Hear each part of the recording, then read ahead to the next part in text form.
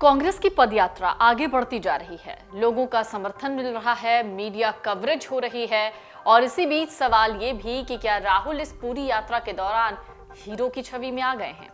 क्या उनका कद बढ़ता जा रहा है? भले ही ये सवाल अभी के समय में लाजमी हो, लेकिन इस पर अभी कुछ भी कह पाना थोड़ा मुश्किल है। लेकिन इसमें कोई शक नहीं कि राहुल की भारत जोड़ो यात्रा जब से शुरू हुई सुर्खियां बटोर रही है। चाहे बात राहुल की टी शर्ट की हो या फिर जूतों की, मां के साथ बेहद खूबसूरत क्षण और भावुक पल, या फिर सिद्धार्थ मैया के साथ दौड़ की, बारिश में भीगने की बात हो या फुटबॉल खेलने की। कन्याकुमारी से 7 सितंबर को भारत जोड़ो यात्रा का आगाज राहुल गांधी कर चुके हैं। यात्रा के 3 दिनों में उन्होंने कहा कि देश के अंदर जो नफरती माहौल है उसे कम करने की कोशिश है। बीजेपी की विभाजनकारी नीतियों की वजह से देश के सामने जो दिक्कतें आई हैं उसे खत्म करने की कोशिश है। इन सब के बीच उनका जूता चर्चा में आ गया। सवाल ये कि भारत जोड़ो यात्रा के साथ साथ जूते की चर्चा क्यों हो रही थी? राहुल गांधी के पैरों में एक्सिस ब्रांड के जूते हैं, तो जयराम रमेश की पसंद है एडिडास। मीडिया रिपोर्ट के मुताबिक पूर्व अध्यक्ष राहुल गांधी ने मजबूत नीले रंग के एक्सिस जूतों की एक जोड़ी को चुना, तो महासचिव जयराम रमेश एडिडास को चुनते दिखे। बताया जा रहा है कि राहुल गांधी एक दिन में औसतन 22 से 23 किलोमीटर चलने के लिए 2 जोड़ी जूते लिए हुए हैं। वहीं जयराम रमेश का कहना है कि चूंकि वो इतनी लंबी दूरी तय करने जा रहे हैं, लिहाजा 5 अलग अलग ब्रांड्स को पसंद किया गया। उन्हें एडिडास की ये जोड़ी बहुत सहज लगी। कांग्रेस के कई नेता जहां दूरी को ध्यान में रखते हुए स्पोर्ट्स शूज पहने नजर आए, वहीं कुछ ऐसे भी थे जो लंबी दूरी से बेफिक्र नजर आ रहे हैं। एक और तस्वीर सामने आई राहुल गांधी और पार्टी के दिग्गज नेता सिद्धार्थ मैया की। राहुल गांधी ने पार्टी के दिग्गज नेता सिद्धार्थ मैया को कुछ मिनटों के लिए अपने साथ जमकर दौड़ाया। कांग्रेस पार्टी द्वारा शेयर किए गए एक वीडियो में देखा जा सकता है कि 75 साल के सिद्धार्थ मैया राहुल गांधी के साथ दौड़ रहे हैं। ये वीडियो सोशल मीडिया पर वायरल है। वीडियो में देख सकते हैं कि जब सिद्धार्थ मैया पीछे से आते हैं तो राहुल गांधी उनका हाथ पकड़कर दौड़ने का इशारा करते हैं। सिद्धार्थ मैया भी मुस्कुराते हुए कदम आगे बढ़ा देते हैं। ये देख कार्यकर्ता भी जोश में भर जाते हैं और शोर मचाने लगते हैं। जयराम रमेश ने दिग्विजय सिंह को टैग करते हुए लिखा कि 75 साल की उम्र में सिद्धार्थ मैया का राहुल गांधी के साथ दौड़ लगाना असाधारण है। कांग्रेस की भारत जोड़ो यात्रा के लिए गुरुवार का दिन बेहद खास था। पार्टी की अंतरिम अध्यक्ष सोनिया गांधी अपने बेटे के साथ सड़क पर दिखी। भारत जोड़ो यात्रा के 29वें दिन बृहस्पतिवार को सोनिया गांधी ने अपने सांसद बेटे राहुल गांधी और अन्य नेताओं के साथ पद यात्रा कर उनका हौसला बढ़ाया। इस दौरान कई बार मां और बेटे के प्रेम की झलक भी दिखी। सोनिया गांधी, राहुल गांधी और बाकी लोग जब पैदल चल रहे थे तो सड़क के दोनों तरफ बड़ी संख्या में महिलाएं, बच्चे, बुजुर्ग और युवा दिखे। पदयात्रा के दौरान जब राहुल गांधी को ये पता चला कि उनकी मां के जूते का फीता खुल गया तो उन्होंने तुरंत झुककर इसे बांधा। ये तस्वीर भी वायरल हुई। ये तस्वीर और इस दौरान का एक वीडियो सोशल मीडिया पर वायरल हो गया। पार्टी के कई नेताओं ने इससे जुड़े वीडियो और तस्वीरें सोशल मीडिया पर साझा किए। कांग्रेस अध्यक्ष पद के उम्मीदवार शशि थरूर ने ये तस्वीर साझा करते हुए लिखा कि वो सांस भी लेती है तो उनमें भी दुआएं होती हैं, माओं का तोड़ नहीं होता, माएं तो माएं होती हैं। 2 अक्टूबर को दिए गए अपने भाषण के दौरान बुरी तरह से भीग रहे थे राहुल गांधी, जब उन्होंने कहा हमें कोई रोक नहीं सकता। हालांकि बारिश की तस्वीर अब तक की सबसे बड़ी और शानदार तस्वीर है। कांग्रेस के राष्ट्रव्यापी मार्च की शुरुआत के बाद से कई बाकी फील गुड यानी अच्छा महसूस कराने वाले वीडियो सामने आए। इसी तरह के एक वीडियो में राहुल को एक थकी हुई बूढ़ी महिला के साथ चलते हुए और उन्हें पानी पिलाते हुए दिखाया गया। एक दूसरे वीडियो ने उन्हें एक छोटी बच्ची को जूते पहनने में मदद करते दिखाया और फिर एक बाकी वीडियो में उन्हें कर्नाटक की एक ऐसी लड़की से बात करते हुए दिखाया गया जिसने कोविड-19 की महामारी में अपने माता पिता दोनों को खो दिया।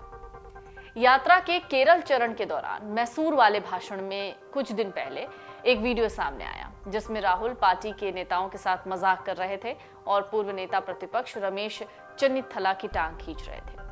राहुल केरल कांग्रेस के नेताओं को कह रहे थे कि कैसे यात्रा में आए एक पड़ाव के दौरान उन्हें और चन्नीथला को यकीन नहीं हो रहा था कि उन्हें परोसा गया समोसा शाकाहारी है या नहीं। राहुल कहते हैं, फिर मैंने इस परोसने वाले से पूछा तो उसने मुझे बताया कि यह आधा शाकाहारी आधा मांसाहारी था और केरल कांग्रेस के नेता हंस पड़ते।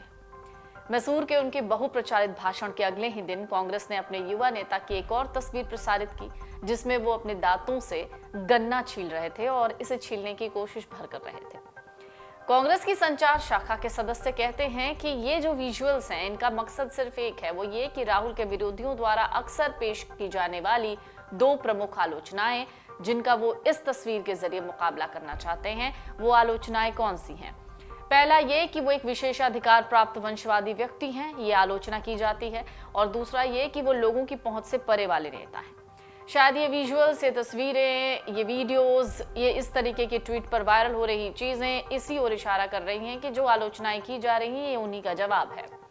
पिछले कुछ सालों में कांग्रेस पार्टी का साथ छोड़ने वाले कई कांग्रेस नेताओं ने भी वायनाड के सांसद के खिलाफ इसी तरीके के आरोप लगाए थे। इसी में एक थे गुलाम नबी आजाद।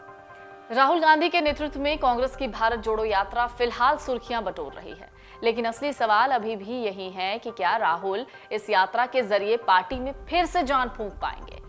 2024 के लोकसभा चुनाव से पहले कांग्रेस की असली परीक्षा इसी साल हिमाचल प्रदेश और गुजरात में होने वाले विधानसभा चुनाव में होगी। इसके अगले साल 9 राज्यों में विधानसभा चुनाव होने हैं। इनमें से एक राज्य कर्नाटक है, जहां राहुल इस समय यात्रा कर रहे हैं। कांग्रेस पार्टी कर्नाटक की बोम्मई सरकार पर भ्रष्टाचार के मुद्दे पर हमलावर है। पार्टी कार्यकर्ताओं में भी उत्साह गजब का दिख रहा है। हालांकि देखना होगा कि कार्यकर्ताओं का ये उत्साह चुनाव तक बरकरार रहता है या नहीं। यात्रा लगभग 1 महीने से चल रही है। कई तस्वीरें सोशल मीडिया पर इस समय सुर्खियां बटोर रही हैं। हाल ही में राहुल गांधी का भारी बारिश में समर्थकों की भीड़ को संबोधित करना चर्चा में रहा। राहुल की अब तक की यात्रा केरल के कुछ हिस्सों में स्पष्ट रूप से पॉजिटिविटी और उत्साहजनक रही। हालांकि इसकी एक वजह यह भी है कि पार्टी केरल और कर्नाटक दोनों में मजबूत है, लेकिन असली परीक्षा जल्द ही अन्य राज्यों में होगी। राहुल की यात्रा जल्द ही उन क्षेत्रों से आगे बढ़नी शुरू कर देगी जहां पार्टी एक सुसंगत इकाई के रूप में गायब हो गई। वहां किस तरीके का स्वागत होगा, इसका अंदाजा लगाना थोड़ा मुश्किल है, या कह सकते हैं कि उतना भी आसान नहीं। 8 साल में एक के बाद एक चुनावी विफलताओं के कारण पार्टी के लिए भीड़ को वोट में बदलने की गांधी परिवार की क्षमता पर सवाल है। अतीत में गांधी परिवार अपनी रैलियों में बड़ी भीड़ को आकर्षित करता था, मगर अलग अलग कारणों से उनकी लोकप्रियता कम हो गई। ग्राफ पिछले कुछ सालों से रसातल पर आ गया।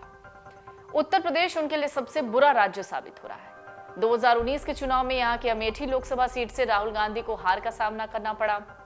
प्रियंका ने उत्तर प्रदेश में सक्रिय राजनीति में विनाशकारी शुरुआत की, जब इस साल की शुरुआत में विधानसभा चुनाव में पार्टी ने पहले से भी बुरा प्रदर्शन किया। कई लोगों को लगता है कि नवीनता यानी कुछ नया करने की कमी, भाषण देने की कला की कमी और केवल चुनाव आने पर या जरूरी होने पर जनता के बीच आने की वजह रही है कि पार्टी का आकर्षण कम हुआ है। इससे पार्टी की स्थिति और ज्यादा खराब हो गई है। ये यात्रा गांधी परिवार की कांग्रेस पार्टी की किस्मत बदलने की क्षमता की एक अग्नि परीक्षा होगी। कांग्रेस नेता भी भले ही इस तरीके के दावे करें, लेकिन क्या सच में भारत भ्रमण से राहुल को कोई फायदा मिलने वाला है? तो चलिए इसको समझने के लिए थोड़ा सा इतिहास टटोलते हैं। तकरीबन 4 दशक पहले पूर्व प्रधानमंत्री और जनता पार्टी के नेता चंद्रशेखर भारत यात्रा पर निकले। 6 जनवरी 1983 को कन्याकुमारी से पदयात्रा शुरू हुई, जो कि नई दिल्ली में 6 महीने बाद पूरी हुई।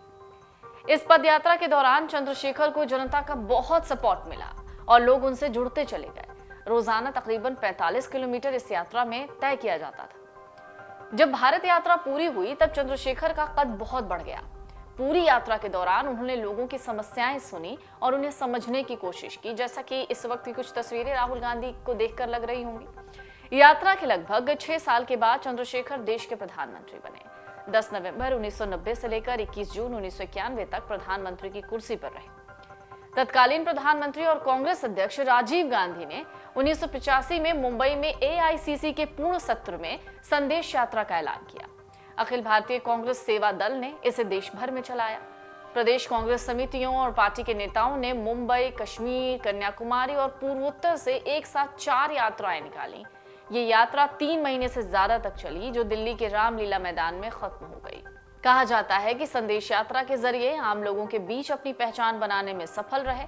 कांग्रेस नेता वाईएस राजशेखर रेड्डी ने अप्रैल 2003 में 1400 किलोमीटर की पदयात्रा की। उन्होंने 1 साल बाद कांग्रेस को शानदार जीत दिलाई और तत्कालीन चंद्रबाबू नायडू के नेतृत्व वाली तेलुगु देशम पार्टी यानी टीडीपी को उखाड़ फेंका। कांग्रेस की जीत में रेड्डी की पदयात्रा का भी अहम योगदान था। मध्य प्रदेश के पूर्व मुख्यमंत्री और कांग्रेस के वरिष्ठ नेता दिग्विजय सिंह की नर्मदा परिक्रमा यात्रा ने राज्य में कांग्रेस पार्टी को जीत दिलाने में अहम भूमिका निभाई। दिग्विजय सिंह ने 3000 किलोमीटर से ज्यादा लंबी पैदल यात्रा की शुरुआत की 30 सितंबर 2017 को। नरसिंहपुर जिले के बरमान घाट से शुरू हुई ये यात्रा 6 महीने के बाद समाप्त हो गई। इस दौरान सिंह को जनता का खूब समर्थन मिला।